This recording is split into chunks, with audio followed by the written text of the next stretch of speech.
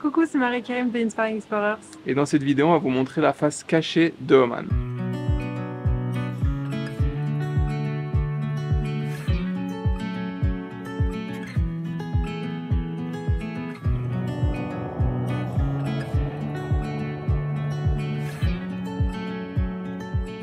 Il s'agit en fait de la deuxième partie d'une vidéo qu'on a déjà postée sur la première moitié de notre séjour à Oman parce qu'on est parti pour 10 jours d'aventure, de road trip, de camping dans ce magnifique pays. On a commencé par visiter les endroits les plus touristiques comme les wadis, on a fait Trompette, on a été dans le désert. Et maintenant, on a décidé de prendre un peu de hauteur et de partir pour les montagnes, histoire de trouver un peu le frais. Ouais, c'est ça, la vérité c'est qu'on a juste trop chaud.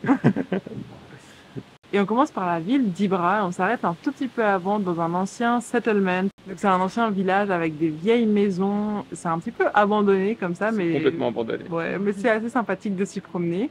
Et ensuite, comme on est mercredi, on s'arrête, enfin on n'est pas séparés, parce qu'on n'a pas trouvé de place pour se garer, mais le marché des femmes de Ibra qui a lieu tous les mercredis et c'est réservé justement aux femmes, il n'y a que des femmes exposantes. Et fut un temps, c'était réservé aussi aux femmes pour visiter. Maintenant, on a vu des femmes et des hommes.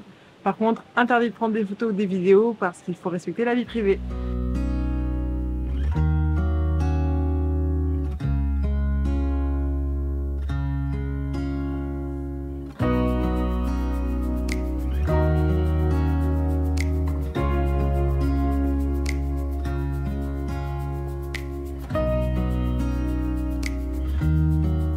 On est arrivé à Jabal Ardar, qui est une chaîne de montagne, pas très loin de Nisswa, pas non plus très loin de Mascate, c'est à peu près à 2 heures de route. Et on a perdu 10 degrés, ça fait trop du bien, il fait genre une vingtaine de degrés, c'est hyper agréable. On se promène au milieu des terrasses et en fait c'est connu pour l'eau de rose. Ils ont plein de rosiers, malheureusement ils ont déjà, je crois, récolté pas mal de roses. Du coup on n'en voit pas trop. Mais on est passé dans une petite maison qui nous a montré un peu comment ils faisaient l'eau de rose, justement, comment ils extrayaient l'eau de rose. C'était hyper cool. Et là, on se promène un peu. Il y a pas mal de dénivelé. On redoute un petit peu la montée, parce que là, on fait que de la descente. On va voir jusqu'où on descend avant de tout remonter et de chercher un endroit pour dormir.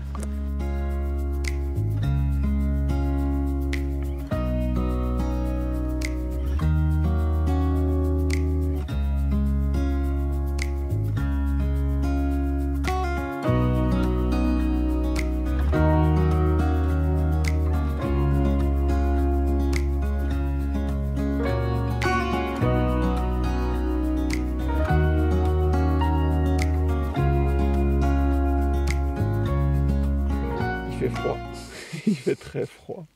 On est à près de 2300 mètres. On n'avait pas prévu vraiment... On n'avait pas anticipé cette température. On n'a pas de grosse doudoune, rien. Il fait, je crois, 14 degrés à peu près. Bah, il faisait 17 quand il y avait encore le soleil. Mais il y a un bon vent qui picote. Du coup, on s'est fait du couscous. Du couscous déshydraté. 250 calories, ça va pas suffire. Un bol de soupe, un bol de thé dans un bol de soupe. Ouais, une soupe, ça passerait trop bien. Et on va essayer de pas mourir de froid, sinon on va aller dormir dans la voiture, quoi. Non, on va rester dans la tente, je crois. On verra, les paris sont ouverts. On se revoit demain. Bonne nuit. Verdict de cette nuit, j'ai pas beaucoup dormi, j'ai eu super froid. Je crois qu'il nous manquait quand même 1 ou 2 couches d'habits. Mais bon, et les sacs de couchage, je pense pas que c'était des sacs moins 40 comme dans l'igloo. Mais bon, on se rattrapera cette nuit, on dormira mieux, j'espère. Et du coup, on est redescendu de Jabal Ardar. Et la route, c'est quelque chose. Hein. La montée, c'était une galère, la voiture, elle n'avait pas. On devait monter presque en première. La descente, on était derrière un convoi militaire, donc ça allait pas très vite non plus. Mais on est arrivé à Birkat Al-Mouz, qui est le village en bas de la montagne. Il y a un château qui malheureusement est fermé. C'est un peu quelque chose qu'on a remarqué, c'est qu'il y a beaucoup de châteaux ou des forts qui sont fermés, soit pour maintenance, alors que les panneaux, on dirait qu'ils ont 50 ans, soit on ne sait pas pourquoi, juste c'est fermé. Mais du coup, il y a aussi une vieille ville qui est magnifique, qui est abandonnée malheureusement, mais on peut se balader entre les vieilles bâtisses, il y a des palmiers au milieu, c'est vraiment trop bien. Et là, on s'est posé dans un petit café pour bien se réveiller, en ayant une vue sur ces maisons.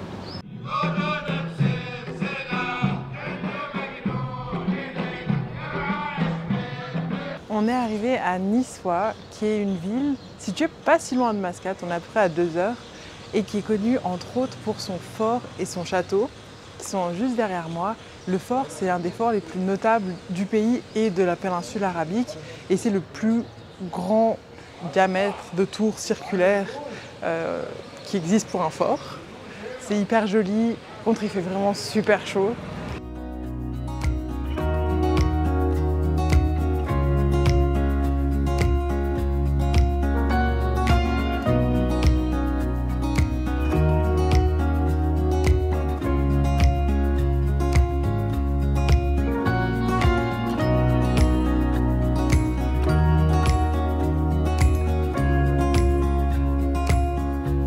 Et la deuxième chose qui rend Niçois connu, c'est son souk qui se passe les vendredis matins, qui est le souk aux animaux, particulièrement aux chèvres qui sont vraiment omniprésentes à Oman.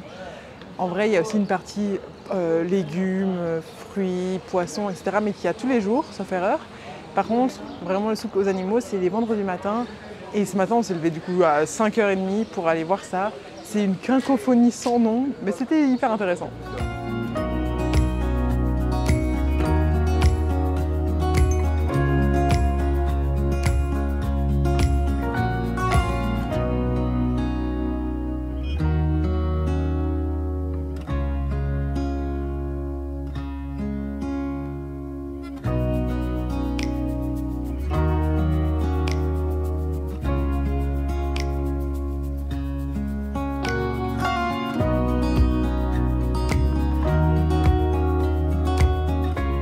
On a trouvé un spot là, c'est plutôt pas mal. On a le soleil en pleine face. Et en plus, on n'est pas trop parce que le sommet de la montagne est à 3000 mètres et j'ai refusé d'aller jusqu'en haut. Déjà, il y a trop de vent. Et en plus, il leur a fait trop froid. Ouais, du coup, on s'est arrêté en chemin. On est à 1600 mètres à peu près. Ça devrait aller. On a le coucher de soleil pile en face. On a monté la tente. Il y a quand même un peu de vent. Ouais, la tente avec son volet, on a dû mettre des cailloux. Mais ça vaut la peine, franchement. Franchement, ça vaut la peine. Par contre, ce qu'on vous a pas dit, à la base, on avait dit qu'on faisait 10 jours de camping. Mais en fait, on se rend compte qu'avec... On est des papis. On est, ouais, déjà, non, tu es une mamie.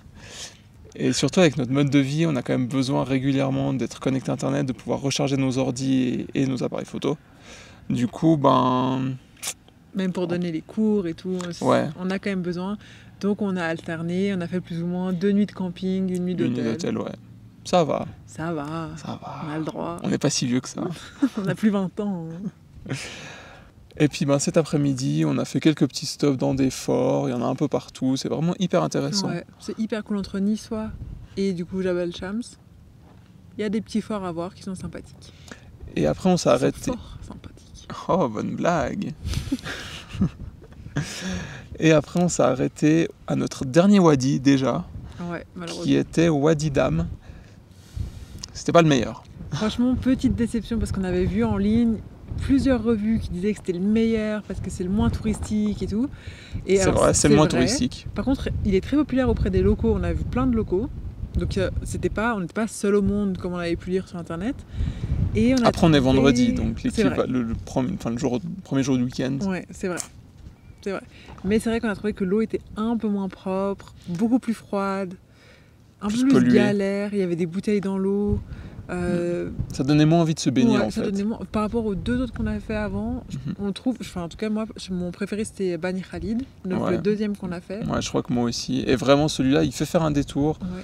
Si vous n'avez pas beaucoup de temps, ça vaut pas nécessairement la peine. Si vous avez un peu de temps, pourquoi pas, c'est un chouette arrêt en vrai, même pour pique-niquer au bord de l'eau et tout, mais c'est pas...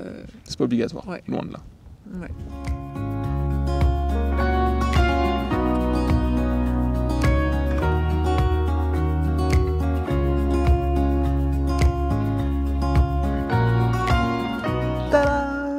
C'est le Grand Canyon de Oman, qui s'appelle Jabal Shams. Donc en fait, cette nuit, on a dormi à 30 minutes à peu près du sommet du départ de la randonnée. Et on est parti super tôt comme d'hab pour cette marche.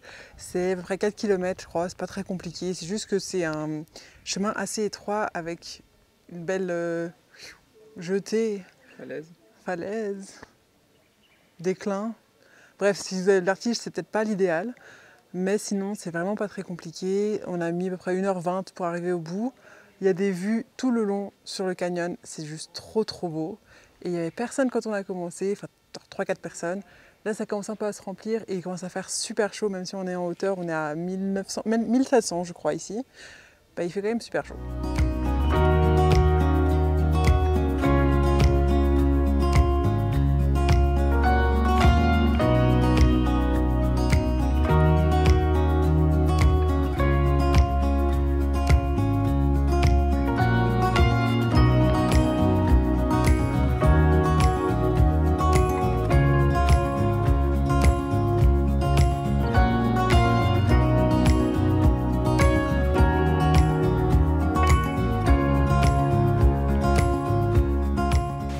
Redescendu de Jabal Shams, on a fait 2 stops. Le premier à un point de vue sur Al Hamra, qui est une ville / oasis avec une petite palmeraie. C'était hyper sympa, mais il fait beaucoup trop chaud. On n'avait pas la foi d'aller explorer le village, même s'il a l'air super chou. Et le deuxième spot, c'est Misfat Al Abrain. Ça, il y a Karim qui est au bout de sa vie là, par terre. Je le montre après. Et là, on se balade justement dans la palmeraie. Il fait un peu plus frais qu'au soleil, vu qu'on est protégé. En vrai, c'est vraiment trop beau. Moi, je m'attendais pas à ça. C'est magnifique. Je sais pas si vous voyez un peu derrière. C'est trop beau. Il y a juste Karim qui est. D'ailleurs, moi aussi, j'ai failli parce qu'il y avait un trou. Et Karim, il me dit juste attention. Et moi, réflexe 100% humain, qu'est-ce que je fais? Je regarde en l'air, pas du tout par terre. Du coup, j'ai quand même marché dans le trou. Mais je suis pas morte, je suis toujours là.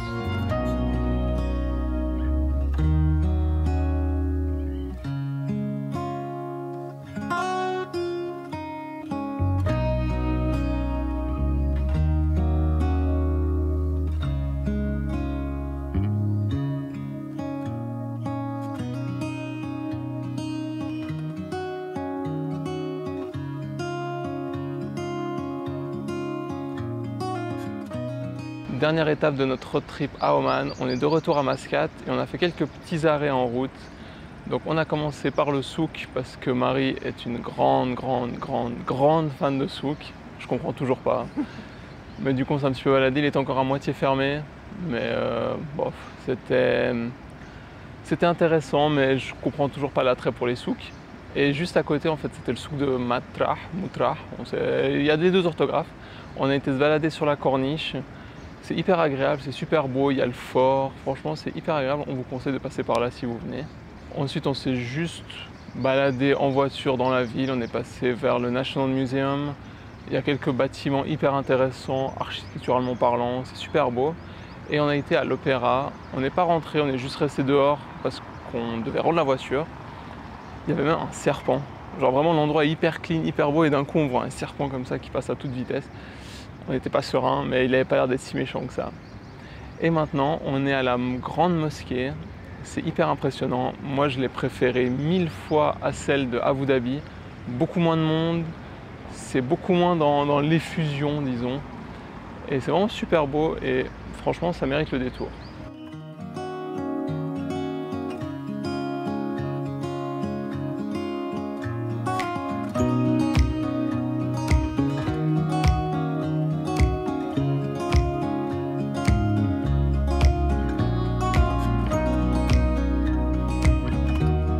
Après cette découverte de la ville de Mascate, on arrive enfin à l'activité qu'on attendait le plus dans cette ville et pour moi dans ce pays, c'est d'aller sur l'île de Daymaniyat, qui en fait c'est une île qui est à 45 minutes en bateau de Mascate et c'est connu pour être l'endroit où il y a les tortues. Du coup on a été avec l'agence Daymaniyat Shells et franchement on peut que vous la recommander, on n'a pas été invité, rien du tout, mais vraiment elle était vraiment géniale. Le patron, qui était notre capitaine aussi, nous a beaucoup parlé de l'évolution du tourisme là-bas parce que y a de plus en plus de nouvelles agences qui en ont rien à faire de la protection des tortues, qui vont à fond.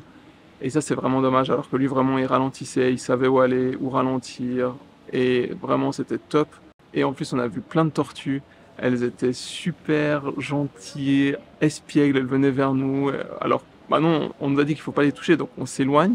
Sauf qu'elles viennent vers nous, on ne les a pas touchées évidemment, mais c'était compliqué quand même de les fuir en fait presque.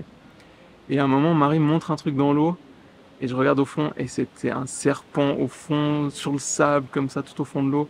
Serpent jaune et noir, Et moi j'avais lu qu'ils étaient super dangereux, du coup j'étais là, Marie, viens, on y va, on y va. Elle comprenait rien, elle était là, ah, regarde, regarde. Non, j'étais là, on y va, on y va. C'était rigolo, j'ai jamais nagé aussi vite que ça.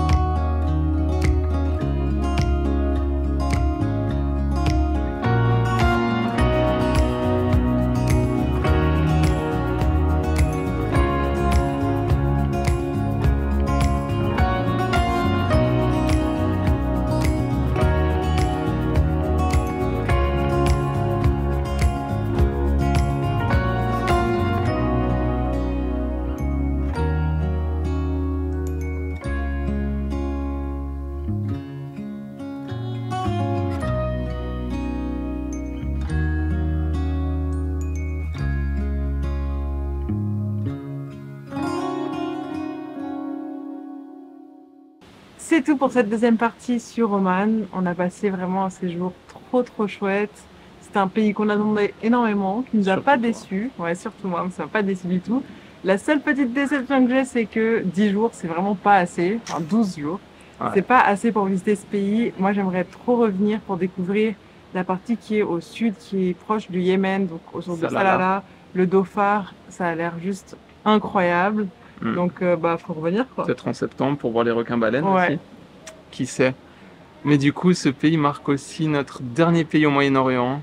C'était vraiment 2 mois et demi hyper intéressants, hyper enrichissants. Ouais. C'était vraiment super cool. Mais du coup, là, on part pour de nouveaux horizons. C'était une destination qui n'était pas du tout prévue, qu'on a décidé au dernier moment parce qu'à la base, on devait aller au Japon, mais c'était trop cher. On vous en dit pas plus, vous découvrirez ça dans la prochaine ou l'une des prochaines vidéos. Mais en tout cas, n'hésitez pas à suivre nos aventures sur Instagram, à vous abonner à notre chaîne, laisser un commentaire et à mettre un pouce en l'air. À bientôt.